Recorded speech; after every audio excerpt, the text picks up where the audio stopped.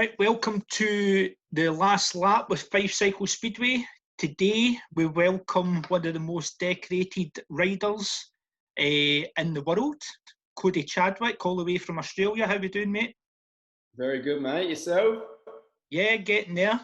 Thanks for doing this, because it's about 8:30 your end, is it? Yeah, that's all right. I got the day off of work tomorrow, so it's not a problem at all. Stopping you from drinking and all that.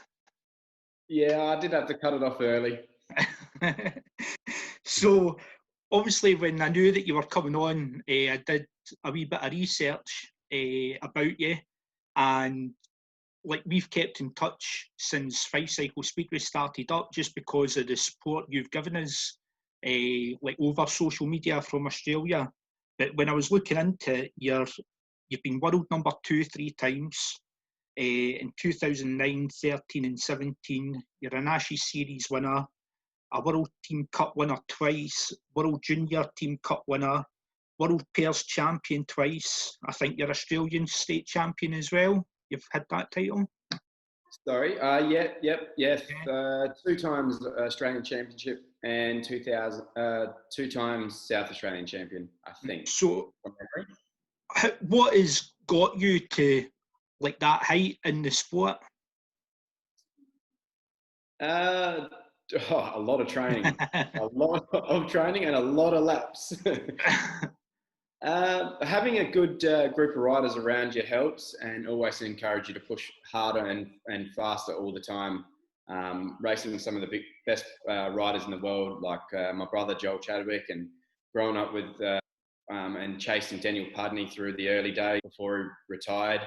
I was always learning, and always someone to push and make me better. And I love the team racing side of things, and love the individual. You know, you get with the world competition, you just get such a good vibe from racing people around the world. And every 2 years, it's what keeps me going. And I really look forward to the world stage competitions.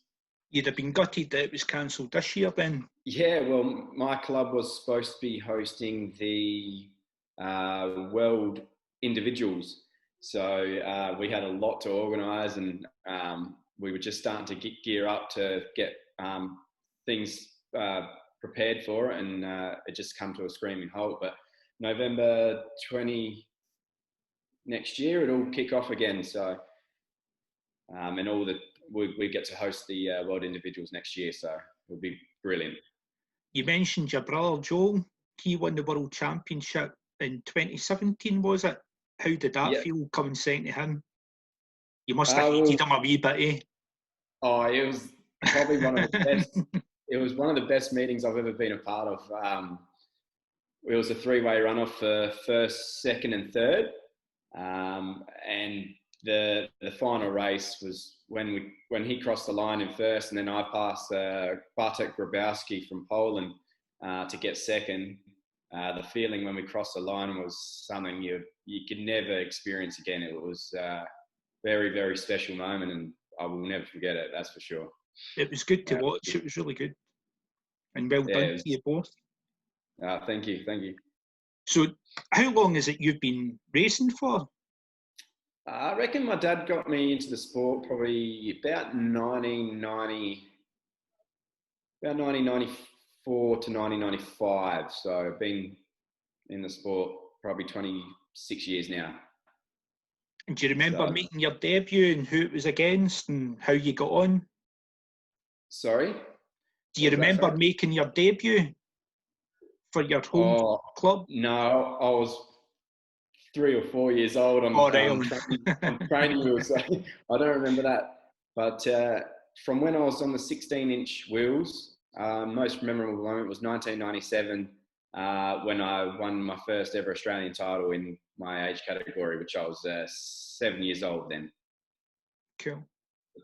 That was really cool. And you raced, was it not around about 96? No, when did you come over to Britain? Because you raced here for a year, was it? Yeah, so I moved to the UK, Ipswich, in 2016, February 2000. Oh, God. Actually, I'm real old. Lana, when did we move to the UK? 2015 we moved to the UK and then moved back here in February 2016. So what brought you over here then? So in 2015, no, 2013. I'm a bit lost for time here, but You've had too many crashes, you can't remember. Oh, I've had a few, but 2015 we raced the World Championships over in the UK, and I had an awesome time over there. Absolutely loved it, and then came back to Australia for a few months, and it was actually Father's Day, and it was my partner's mum's fault that we moved over to the UK because she goes, "Oh, how was your time over in the UK?" And I said, "Oh, absolutely loved it. I'd go back in a heartbeat." And then she goes, "Well, why don't you?"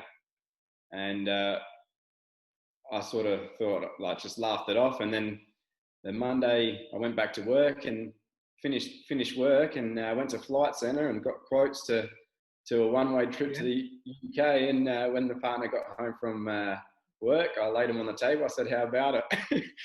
And then next minute we're packing our bags and moving overseas. So it was, and you could have went anywhere in the UK, but you ended up in Ipswich.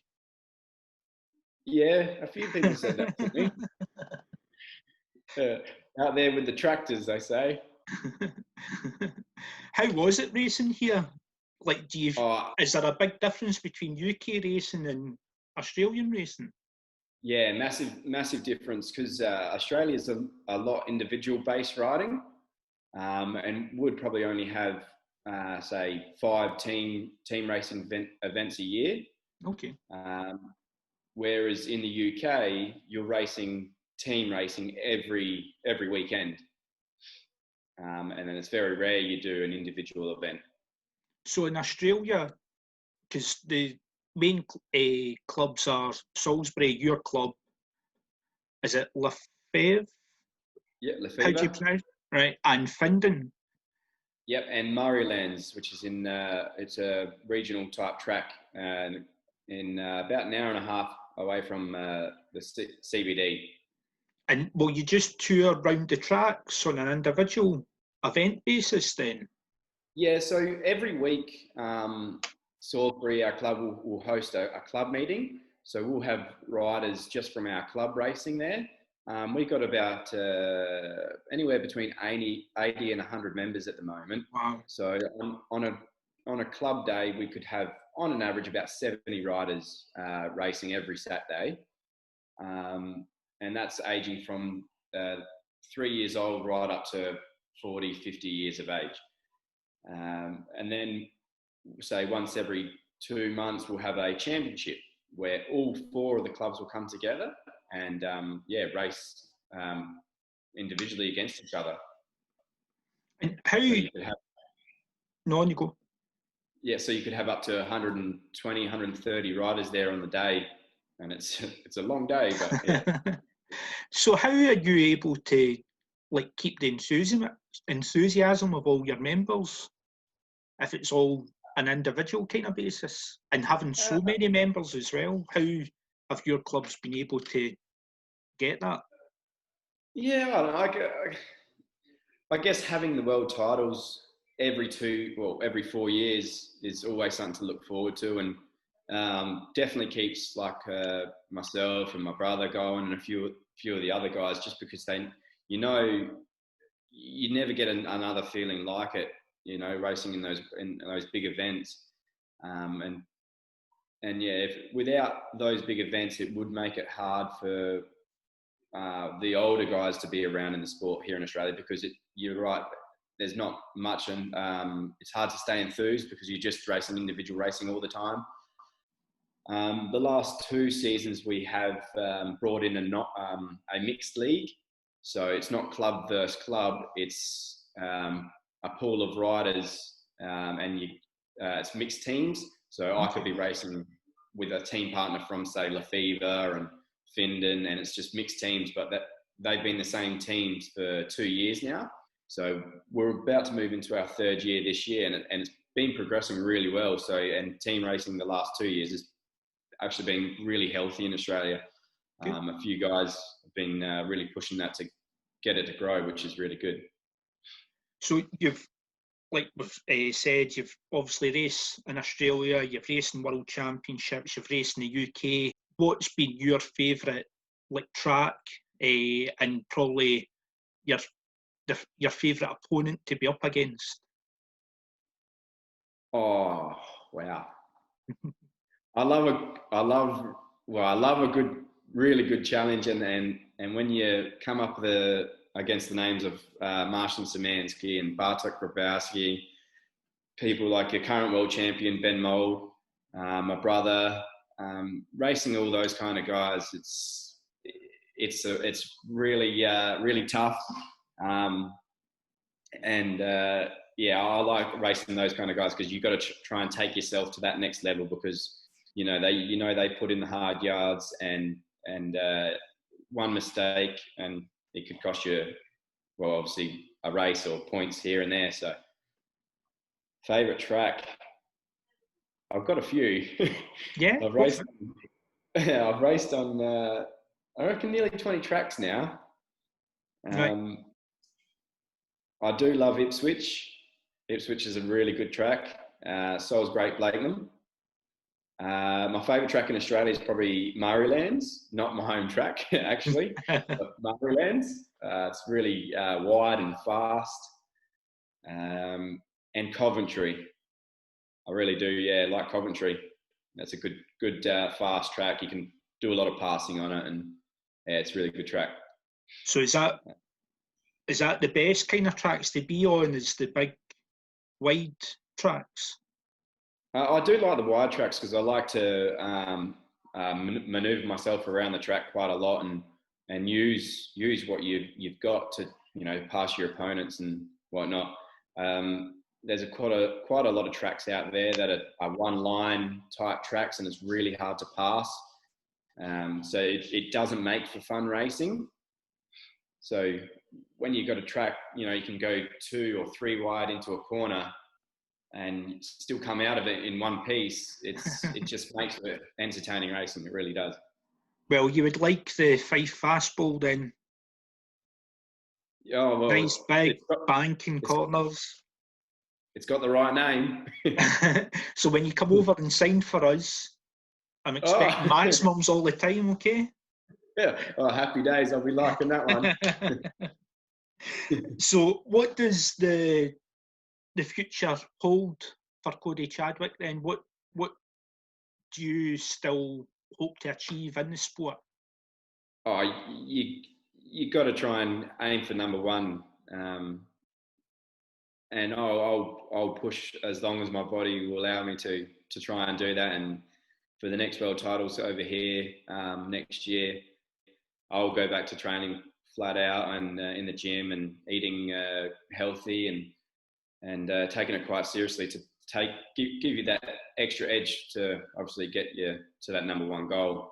Yeah, if you don't achieve to be the best, I mean, it's hard to stay motivated, I guess. So. Yeah. What's the kind of training regime for you then, leading up to a championship? What would you be doing? Every at the moment? Yeah. Well, maybe not at the moment because of COVID, but I haven't done much training at all lately. So when training for world championships and preparation for that, I'll be in the gym 3 days a week, and then on the bike too, and then race on the weekend or every second weekend. When I'm not pushing for world championships and stuff like that, I'll train probably twice a week, and that's it. So I'll really taper back from training to a world championship to having that gap year. I'll really take a step back, and so you're not overdoing yourself, and you can still enjoy the sport just by taking that step back, and so it's not getting monotonous as such. Yeah. And when you're on the track training, what kind of sessions are you doing? Is it just practice and start, getting laps in, or? Well, it depends if it's cardio type training on the track. It's a lot of sprint work.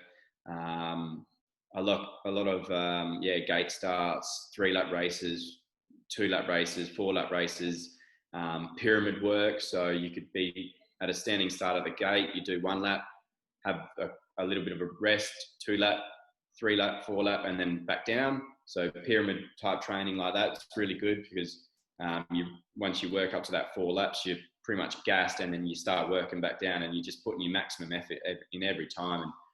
And obviously, you build that the lung capacity and your cardiovascular to, be able to do a race break race or something like that. That's where you get your extra fitness from.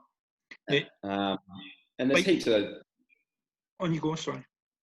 Yeah, there's heaps of small other like single file sprints. You chase another rider, or he chases you, or there's a few other. There's heaps of other different types of speed training you can do, like back straight sprints and stuff like that. Just explosive starts and stuff. Is there anybody coming through from the Australian scene that's going to challenge the likes of you and Joel then? Oh yeah, definitely. You got current Australian champion Daniel Robb. He's always keen when there's world championships over here. Unfortunately, he doesn't get to travel overseas. Yeah. There's Ty Geertsen, there's Bobby McMillan, Shane Bentley, Jack Norman. He's a young rider. That's obviously my brother Joel. So there is a core of riders that are all very close and very hard to beat at times, especially if they've been training. But sometimes it is a bit harder to keep those riders on the track all the time, because obviously their lifestyle gets the better of them, and they end up doing other things here and there. So it's similar. You have the similar kind of barriers in Australia than what you do here. Then life gets in the way. Yeah, that's it. Yeah, like when riders tend to get older, they get girlfriends and car licenses, and they like to party, so they do other things. So yeah. So you've obviously been in the sport a long time. You've got to the very top. Is there anything that you would like to change about the sport that you've noticed over the years? Oh, yeah, I'd love to, if I could, try and change people's attitude towards the sport. They think it's a what would you say? It's not a professional sport, or it's a second grade sport. Well, a sport is what you make it. So if you want it to be professional, you've got to treat it professional. So the sport's going to be what people make it. And if they keep having the attitude, it's just a second grade sport. It's not football, or it's not rugby, or it's not going to be on TV. But if people don't change their attitude, well, it's never going to be like that. So I always have that optimism to try and change people's attitude. And this can be a very good sport, and I've seen and been part of some of the best racing in the world. And if that was edited on proper footage, it'd probably make primetime TV.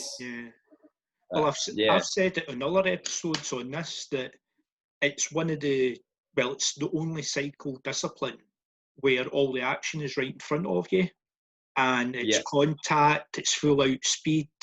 It's really exciting, and it's for a short period of time. And people, I don't think, seem to understand that or want to understand it in a way.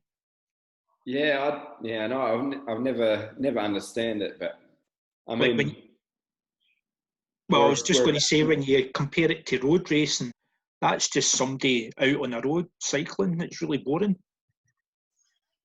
Yep. Dead right. It's all the entertainment's in front of you, especially when you've got the top 16, top 32 in the world, and to see those riders, it is unbelievable. Or say when Fife have a good match against Edinburgh, or Berry, or Glasgow or something. It's to have a close match when there's only 2 points in it. It gets your heart racing. It's really good, So you've always got to keep trying to keep a positive attitude, and hopefully more comes of it. So, And on you go. so, like when Fife first started, I got in contact with you early in the piece, and obviously offered any help if you ever needed it, and any advice. I was always, willing to give you that advice and whatnot. And I just love seeing fresh new clubs grow like Fife has, and you guys are doing a really, really good job. Thank you. And we appreciate all the support you've given us. I remember starting up and I'm getting all these messages and texts through from people I never knew from all over the world going, oh, well done with the Speedway and you're doing really well. And that kind of support just blew me away. And I think that's what's good about it, is that even though you've got clubs in Britain, Australia, Poland, now in the States, we're all like supporting each other from afar and trying to encourage each other on.